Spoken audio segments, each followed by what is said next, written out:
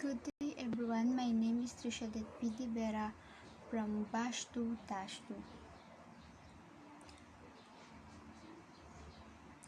My topic for today is look at my masculinity, girls who act like boys. In this chapter, C.J. Pasco examined the female masculinity.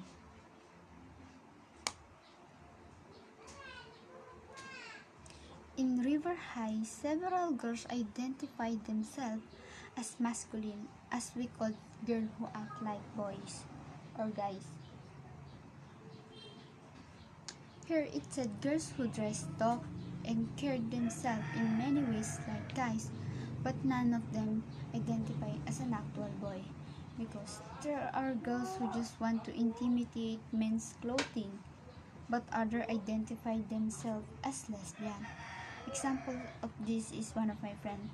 She told me that she considers herself as a lesbian because the way of her clothing, her relationship with same sex, and etc. that identify him as a lesbian.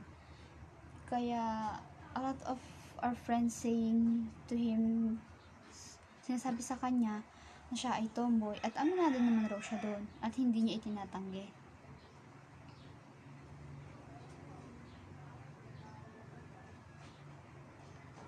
The girls are practicing gender maneuvering. Gender maneuvering refers to the way groups act to manipulate the relationship between masculine and femininity, as others commonly understand it.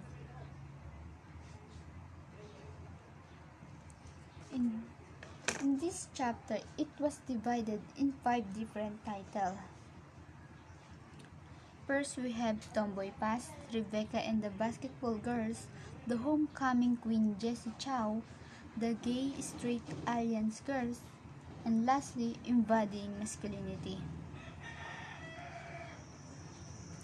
This section examines how masculinity is portrayed in each group. First, we have Tomboy Past. According to Gender Play by Thorne 1993, she talks about female students in her college classes who proudly share a story of childhoods in which they consider themselves tomboy. Ito, the high school girl proudly told a story about being a tomboy when they were young, because we are not naive before. We did not know that our actions were masculine. Oh, we know that as long as we can play dominated sport, it's okay.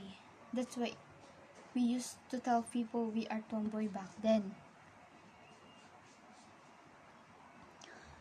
They illustrate the trajectories of gender identity in which gender non-normatively may be considered cute in childhood but problematic in adolescence or adulthood. As I said, when we are child, it was okay. But now that we are young women and adult, it is no longer normal. Because it's not good to see a woman like a man. Pero sa panahon natin ngayon, they accept it, especially yung mga part ng LGBT.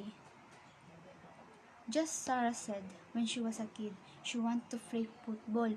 Pero dahil hindi gusto ng kanyang ina, mas pinili niya na lang maging cheerleader. Dahil ito daw ay ang pinakamalapit sa football na gusto niya. Marami rin sa kanila ang na-encourage ng kanilang mga magulang na umistop sa pagiging tomboy at maging more feminine na lang. The tomboy act is part of our childhood, and I hopefully we will not adapt it as an adult. The change of tomboyism and femininity is discussed by Latasha, Sarah, and Allen.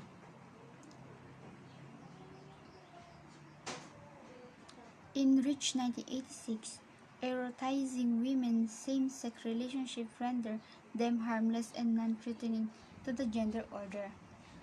For me, yes, they don't harm anyone as long as they love each other. But for adults, that kind of relationship is not acceptable because for them, it seems that they destroy the relationship between men and women by doing that. And it was really opposite sa talagang gender order na meron tayo. In general, girls who transgress gendered and sexualized expectation don't need to do the same sort of interactional work boys do when they are permanently or temporarily labeled as thugs. Gaya nga ng sabi ko, lalaki ka man kumilos o manamit sa panlalabas na anyo, ay isa ka pa ding babae na nilikha. Matatawag ka man nilang lesbian or fag, you are still a girl. Babae ka pa din.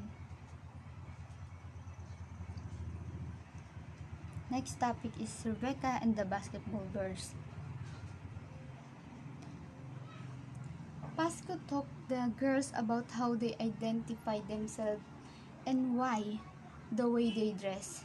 The group they hung out with, many of girls who were involved in sport were automatically labeled as masculine. Their athleticism and involvement with the male sport instantly aligned with them in masculinity. The basketball girls act like a boys in a variety of ways. Ang basketball girls consider as a boy because of their style, wearing boys' clothes, ditch class, and all of them listen to a loud hip-hop music that boys always do. At ang mga basketball girls ay meron ding handshake na tinatawag or ginagawa ng mga lalaki. Magaling din sila mambuli ng kapwa nila estudyante. Daig pa nga nila yung mga babae ay mga lalaki. Basketball girls was a bully in their school, and their aggressiveness frequently inspired fear in other students. They cause a lot of troubles, hindi nila sinusunod yung rules ng kanilang paaralan, napakarami nila nakakaaway na estudyante. They were not student in what they doing. They even surpassed the boys who made trouble in the school. Even their coach, hindi gusto yung pag-uugali nila. Yung ibang student, hindi naman nagsasalita sa mga pinaggagawa nila because all of them are scared. And if they say anything, they gonna get their ass kicked. That's why they don't fight back against the basketball girls. Mga haragan, mga basketball girls.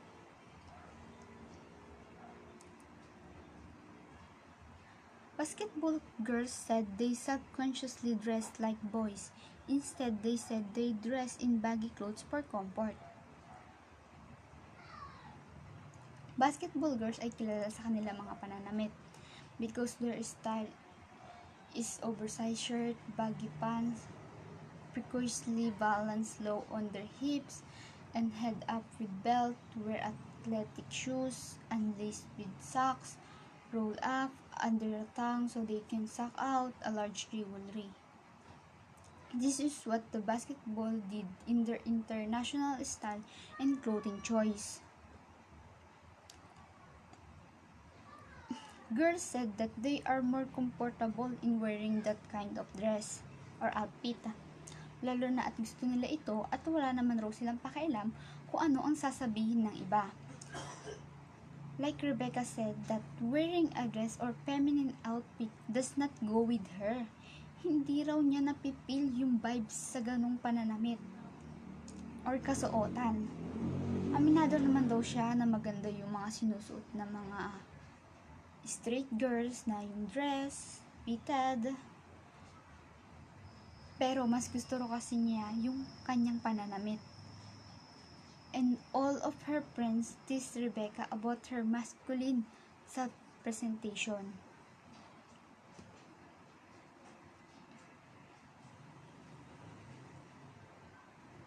Once again, playing a straight person to Rebecca gender-blending hormone, Anna asked, shaking her head, why does she call her boobs her muscle? Rebecca responded, pointing to Annie, You have boobs, I have muscle. Rebecca not only aligned herself with masculinity but refashioned her body as a male one. She rejecting the breasts and replacing them with the muscle, rejecting a vagina to replacing with the jock. Jock means penis. Mas ina-adapt niya yung pagiging masculine kaysa sa feminine. Rebecca's interaction with girls outside her society circle often looks similar to the way masculine boys behave around girls they found attractive. I saw a girl wearing one of those other day, and I thought it was for like. She completed a sentence by reaching out or as he grabbed each side of slash and pulled it toward her, laughing, thrusting her hips as if imitating sex. Both of boys laughed as one of them said, "I bet you did," habang naglalakad ang dalaga na nag-aalangan. Rebecca continued talking, "You look good in that shawl." Kasi may dito may babaeng dumaan sa harapan ni Rebecca. And then yun, pinag-anuhan nila parang biniro-biro nila, ganon. Yun yung nangyari. Restriction on Rebecca masculine gender expression. Meron ditong dalawa. Una, yung sa mother niya. Kasi hindi siya pinalabas ng mama niya o pina-attend ng prom kung hindi daw siya magsusuot ng dress. Kaya Rebecca decided to wear a dress para makapunta sa prom. At yung pangalawa, sa school rituals nila. Sa school kasi nila, bawal kang umattend ng prom kapag hindi ka nakadress or nakatuxedo. So, ang rules kasi nila doon, if you are a girl, wear a dress. And if you are a boy, wear tuxedo. Yun ang patakaran nila. Kaya yun din ang isa sa mga dahilan kung bakit nagsuot ng dress si Rebecca.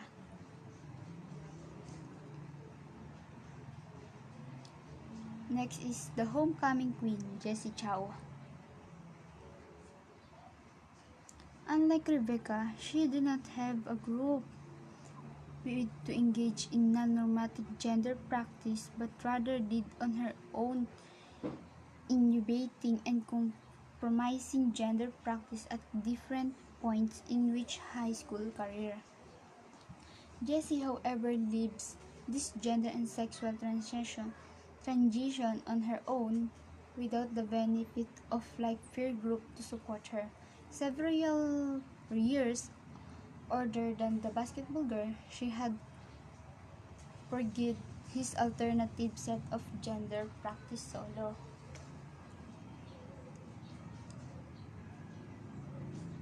Word tomboy used to describe a girl who acts like a boy at River. Jessie prided herself on her refusal to explode her body to gain votes. She did cave to what she felt a strong pressure to conformative gender self-presentation during the formal homecoming rituals in which she wore a dress.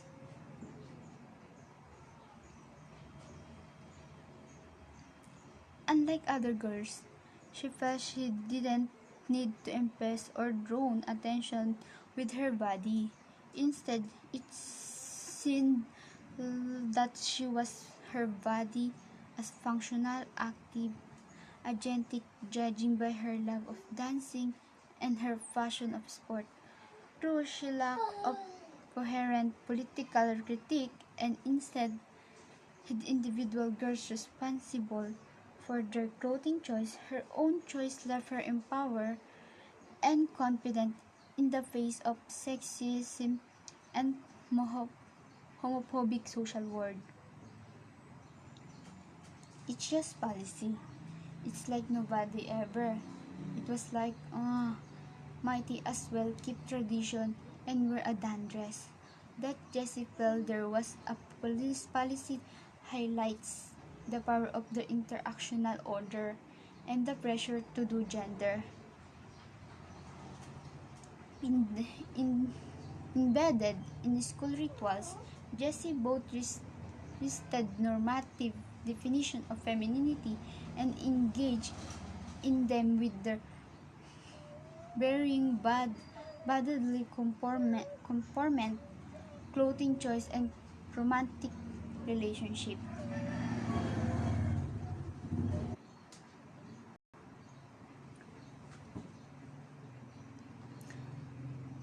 Like the basketball girl, she was an athlete.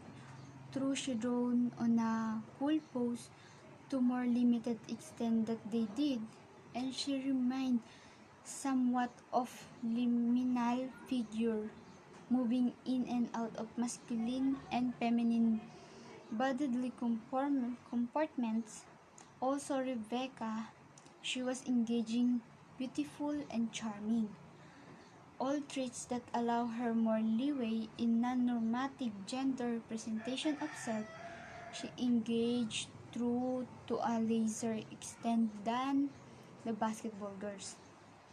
In sexism practice, she also think exhibited quite a bit bravery as she backed many school norms of gender and sexuality to serve as an out gay homecoming queen.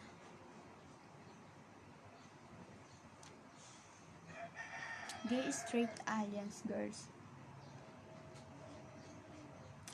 were the basketball girls and Jessie as posed as sort of hip-hop ethos.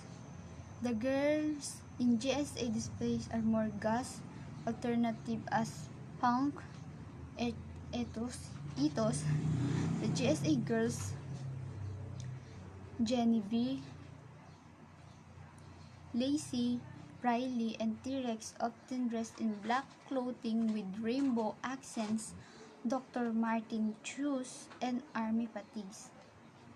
Dito sinasabi na ang GSA ay isang grupo na tumutulong sa mga gay straight kapag sila ay binubuli ng mga teacher o ng ibang estudyante. Meron din silang club that function as safe zone para sa student where they can be free from gender and sexuality based teasing and taunts. Dito kasi parang may lumapit sa kanila para manghingi ng tulong kasi meron isang parang katulad nila na binubuli ng teacher. Ngayon lumapit sila at ipinaglaban yung karapatan na hindi porket ganito sila na gay sila ay dapat na silang tratuhin na ganon. Pinaglalaban talaga nila kung ano yung karapatan nila.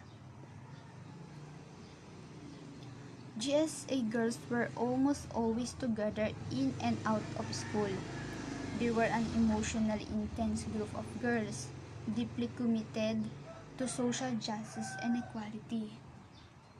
GSA girls constantly changed norms, especially those having to do with gender and sexuality. They often said things like, "Why be normal? And normal is bad."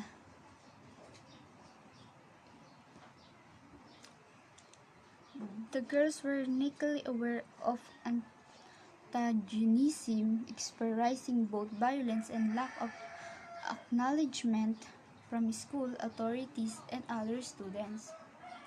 GSA meetings serve a place to devote change norms and explore possibility of social change. It also give this youth a place to be with kind other kids like themselves, to plan a social life outside school.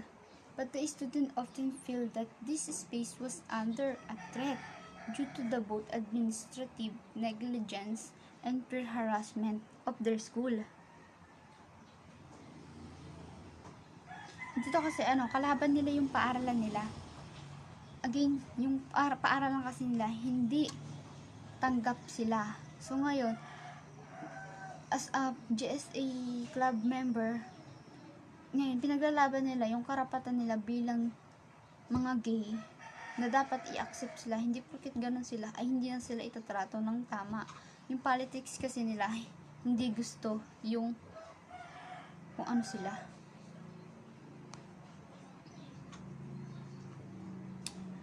Render meaning of clothing. GS invented gender blending outfit figuring masculine and feminine. Makeup is a symbol of femininity. Wearing makeup for Genevieve is not only for feminine, it also was a lie about yourself. Jewelry is a symbol of femininity because during the prom, Genevieve pointing the jewelry that she's wearing to make her more feminine. Dress is a symbol, also symbol of femininity. Well, during the prom, Genevieve wear a dress dahil sabi nila ni Lucy, I made her try this dress. And she looked so hot. And lastly, the tie of Genevieve. It also a symbol of masculine. Even Genevieve wear dress, she still wear her tie around her neck. It was a black velvet choker with a prominent cubic zirconia tie in the middle. Lacey appeared normatively feminine in wearing a long flowing skirt. Sina Genevieve at Lacey ay parehong nag-claim na mga katangiang panglalaki at pambabae sa kanilang estilo ng pananamit, ang estilo ng pakikipag-ugnayan at mga interes. The relationship in terms of large meaning about masculinity and femininity. In terms of masculinity and femininity refers to the traits of characteristics typically associated which being male or female, respectively. Traditionally, masculine and femininity had been conceptualized as opposite ends of a single dimension, which masculinity one extreme and the femininity at the other. Gender and sexual identification. Genevieve found the school not only hostile to the relationship but hostile to any politicalization around same-sex relationship. Genevieve and Lacey and Riley experienced antagonism from both of students and the administration of River High School. In terms of their gender and sexual identification, Genevieve hates it when guys are like, oh, I'm okay with 2 chicks in bed, but I'm not okay with 2 guys. She saw the voicing acceptance de lesbian as an indication of sexist but anti-homophobic attitude. Hindi tinuturo ni Genevieve ang kanyang sarili bilang isang sexual na bagay para sa mga lalaki ito. Ngunit sa halip ay tinatanggihan ang kanilang sexualisasyon sa kanya at sa kanilang relasyon. Ito kasing dalawang lalaki na to, mas gusto daw nila makita yung dalawang babae na magkasama sa bed kaysa isa lalaki. Parang mas idinadaw nila yung mga lalaki na katulad nila. Mas pinapaboran nila yung mga babae. Mas gusto daw nila yung babae kaysa sa kapares nilang lalaki. And by engaging the variety of gender practice that changed sexism and homophobia, the GSA girls actively reconstructed gender instead of giving into a binary gender system and identifying as their male and female. They drew upon a variety of gender markets. Sinadya nila magsuot ng mga damit na baluktot sa kanilang kasarian. They saw themselves as agents of social change as they changed school norms about gender and sexuality. Katulad nito, sinadya nila tinanggihan ang mahigpit na tungkulin sa kasarian ng mga relasyon sa pakikipag-date, pagpasok at paglabas ng mga pagkakakilang ng pangbabae at panlalaki. The anger at inequality and injustice was powerful tools that they expressed through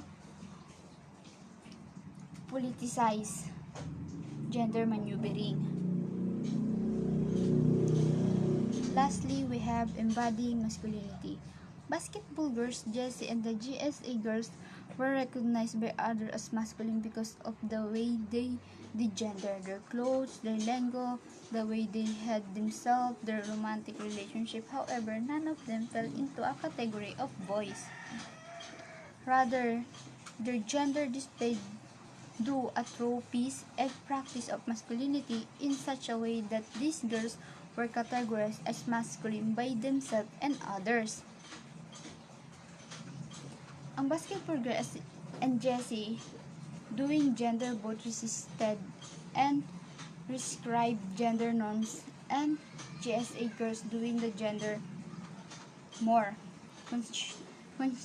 consistently change an unequal gender order in which femininity, to a large extent, was defined by submission and masculinity by dominance.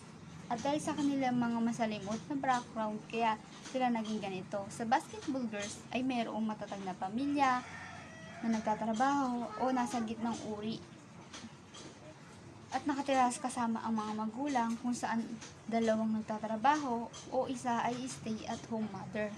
Sa GSA, work from home, where one parent had died and other was unemployed. Ito ay yung kay Riley. The parents had committed suicide. Ito naman yung kay T-Rex. Both parents were absent due to the drug use. Ito naman kay Jenny B. Or one parent was alcoholic. Ito naman yung kay Lacey.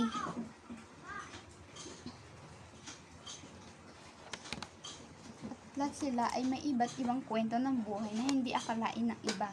Kaya siguro rin naging ganito sila. Naging masculinity. Basketball girls were seen by others as masculine. In fact, other students used head of an example of girls who act like boys. The GSA girls were only occasionally cited by other students as masculine, though they subconsciously discuss themselves as masculine. For the most part, the basketball girls and Jessie firmly rejected fully feminine identification, stopping short of changing their name or self-referential pronouns. GSA girls occupied are more self-consciously ambitious gender position, alternatively purposely rejecting and embracing makings and femininity and masculinity. So, yun lang po. Thank you for listening to my discussion.